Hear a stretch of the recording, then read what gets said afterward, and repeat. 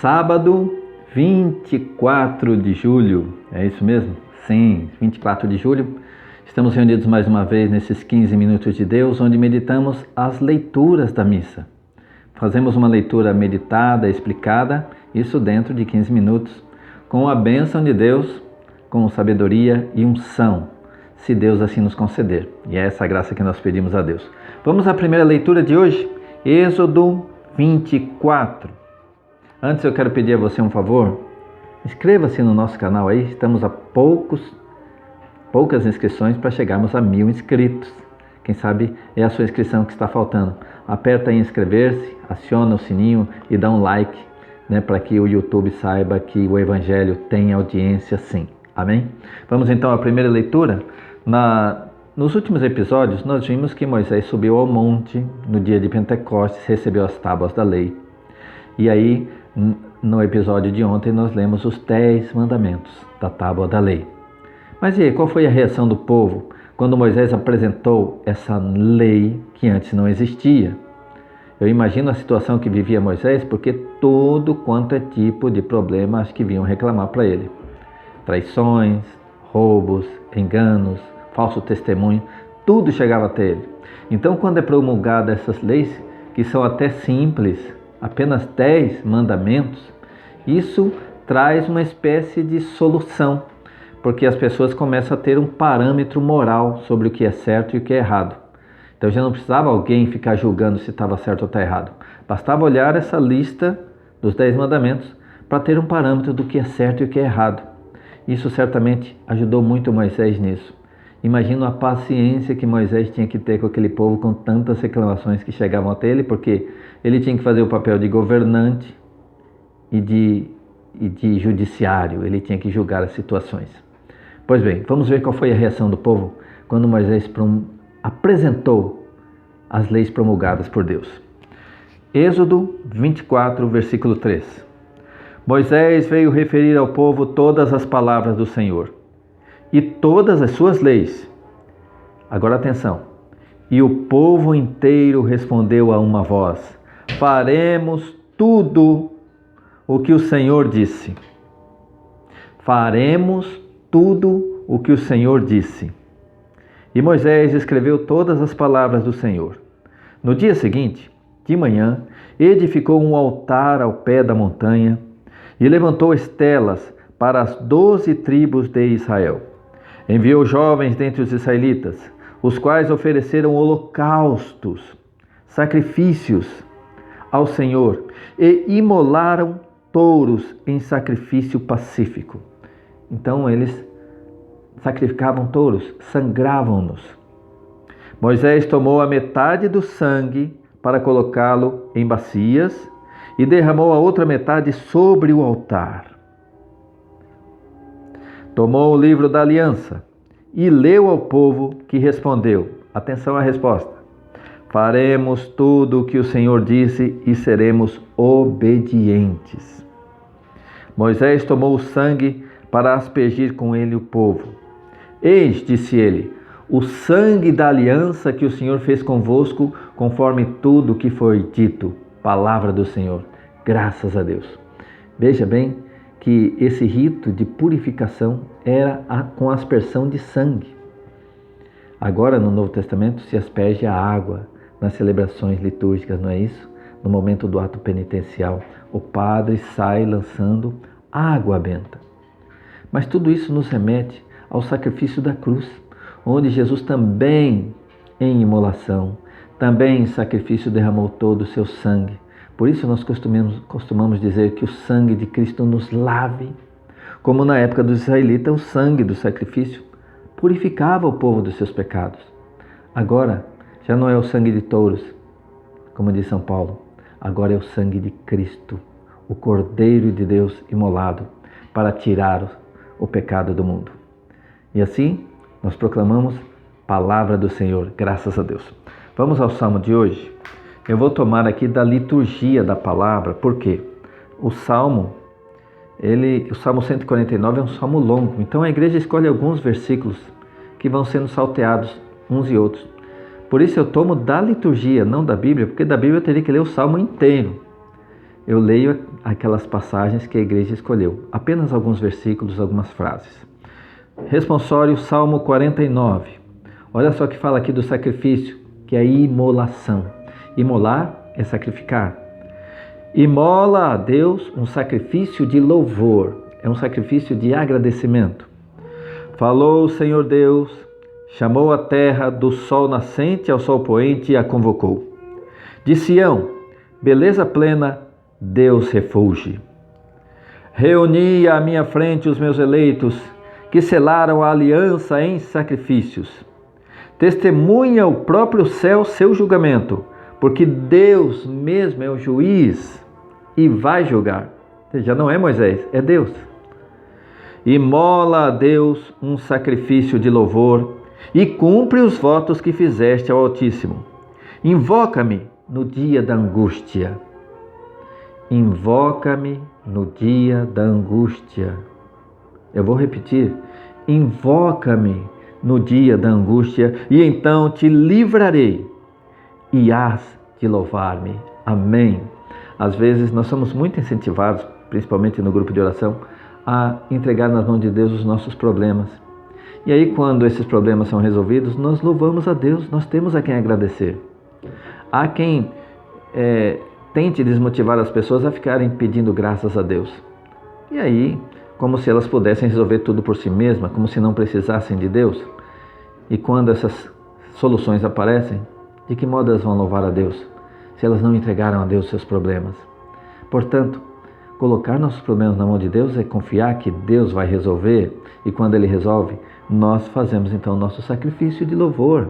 Nós agradecemos aquele em quem nós confiamos e que atendeu as nossas orações. Mas vamos ao Evangelho de hoje, Mateus 13, 24 a 30. Mateus 13, 24 a 30, é uma parábola. E nós estamos aqui no capítulo 13, que são várias parábolas do reino. Hoje, a parábola do joio. Evangelho de nosso Senhor Jesus Cristo, segundo São Mateus. Glória a vós, Senhor. Pelo sinal da Santa Cruz, livrai-nos Deus, nosso Senhor, dos nossos inimigos. Em nome do Pai, do Filho e do Espírito Santo. Amém. O joio. Jesus propôs-lhes outra parábola. O reino dos céus é semelhante a um homem que tinha semeado boa semente em seu campo. Na hora, porém, em que os homens repousavam, veio o seu inimigo e semeou joio no meio do trigo e partiu. O trigo cresceu e deu fruto, mas apareceu também o joio. Os servidores do pai de família vieram e disseram-lhe: Senhor, não semeaste bom trigo em teu campo? De onde vem, pois, esse joio? Disse-lhes ele: Foi um inimigo que fez isso. E replicaram-lhe: Queres que vamos e o arranquemos? Não, disse ele. Arrancando o joio, arriscais tirar também o trigo. Deixai-os crescer juntos até a colheita. No tempo da colheita, tirei os ceifadores, arrancai primeiro o joio e atai-o em feixes para o queimar. Recolhei depois o trigo no meu celeiro. Palavra da salvação. Glória a vós, Senhor. Irmãos, muitas vezes nós nos perguntamos: por que é que Deus permite que nós convivamos com pessoas ruins, com pessoas que não são de Deus? Por que é que a gente não elimina as pessoas ruins? Vamos tirar aqui do nosso grupo, vamos tirar aqui da nossa igreja pessoas ruins, vamos deixar só os bons. E aí, como nosso julgar é muito incapaz, é bem fácil de nós tirarmos pessoas de bem, de nós tirarmos dali pessoas que Deus quer, que Deus colocou ali. Então é preciso que nós convivamos com todos, pessoas de fácil convivência e pessoas de difícil convivência, porque senão nós nos arriscaríamos a tirar do nosso convívio pessoas da escolha de Deus. Porque veja bem, em determinado momento nós não estamos vivendo a palavra de Deus, mas no segundo momento já estamos. Isso acontece também com os irmãos com quem nós convivemos. Talvez hoje aquele irmão que você não gostaria que estivesse ali, naquela posição, na igreja, talvez hoje ele não está de acordo com a vontade de Deus, mas amanhã sim. E se nós o tirássemos agora, nós nos arriscaríamos a atravessar o caminho de Deus que o trouxe até ali. Eu lembro de uma situação que eu vivi em que eu fui eleito coordenador. E aí as pessoas da equipe de serviço chegaram para mim e disseram: olha, Serginho, agora que você é o coordenador, você escolhe entre nós aqueles que vão continuar aqui como servos, e aí os outros se afastam. Você vai escolher quem fica e quem sai. Aquilo me surpreendeu porque eu nunca tinha visto esse tipo de ação. Eu vejo na política, por exemplo, quando é eleito um prefeito, ele tira a turma do adversário, do antecessor, e coloca a turma dele. Mas na igreja não, eu nunca vi dessa forma, em que eu deveria escolher quem fosse ser servo e tirar quem eu achasse que não deveria ser servo. Então eu até fiz uma brincadeira com eles, eu falei assim: então eu vou orar um pouquinho e depois eu vou trazer uma lista dos que eu escolhi para ficar. E aí aqueles que eu não ler vão entender que não é para ficarem. E aí, depois de uma oração, eu voltei e li o nome de um por um de todos eles. Não deixei ninguém de fora. E no final, quando alguém me questionou: por que isso? Você orou e no fim leu o nome de todo mundo que já estava aqui? Aí eu disse o seguinte: cada um de vocês que estão aqui como servos foi trazido por Deus. E sou eu que vou tirar? Não.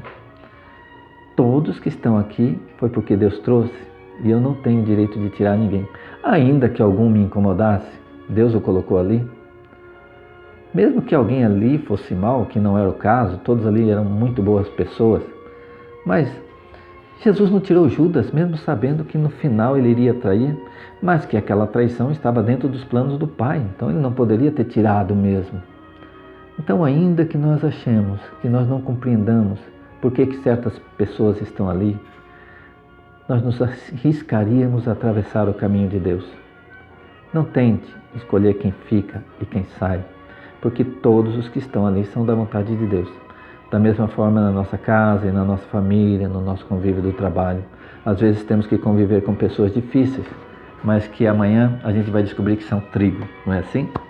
Então, aqui, essa parábola do reino, Jesus está dizendo assim: Deus semeou pessoas boas no mundo e o demônio veio e espalhou o joio no meio. Então vamos deixar que cresçam juntos. Depois que se tornam planta adulta, dá para reconhecer, né? Que no juízo final, Deus já vai reconhecer quem é trigo e quem é joio. Queira Deus que eu seja trigo e você também. E que a nossa paciência em conviver com o joio possa angariar de Deus uma simpatia a mais, né? Um contentamento a mais, por nós termos tido com o joio a mesma paciência que Deus teve com eles também. Que assim seja, irmãos. Eu quero ler aqui algumas mensagens que as pessoas deixaram. Interessante que agora as mensagens estão ficando embaixo de cada vídeo, né? Então eu quero ler aqui coisas lindas que escreveram. Olha só, a Maria José Pavani, que é lá do Paraná, escreveu assim: ouvir a palavra de Deus é viver de fato. Escutar apenas, o vento leva. Nem sempre a ouvimos. Eu também preciso praticá-la. Lindo, né? Aqui a página Conta Outra escreveu: que possamos, com a força do Espírito Santo, compreender, obedecer às leis do Senhor para ter uma vida abençoada. Obrigado, Serginho. Deus abençoe a todos que participam desse canal da graça. Olha, uma bênção para todos nós. A Márcia Ribeiro disse: amém, meu irmão, amém. E mais uma mensagem da Maria José Pavani: a misericórdia de Deus é infinita. É uma segurança para os que o amam. Essa herança. Viver os mandamentos é uma obrigação para nós que queremos a coroa eterna. Amém. E nós estivemos reunidos aqui nesse vídeo, em nome do Pai, e do Filho, e do Espírito Santo. Amém. Até amanhã, irmãos.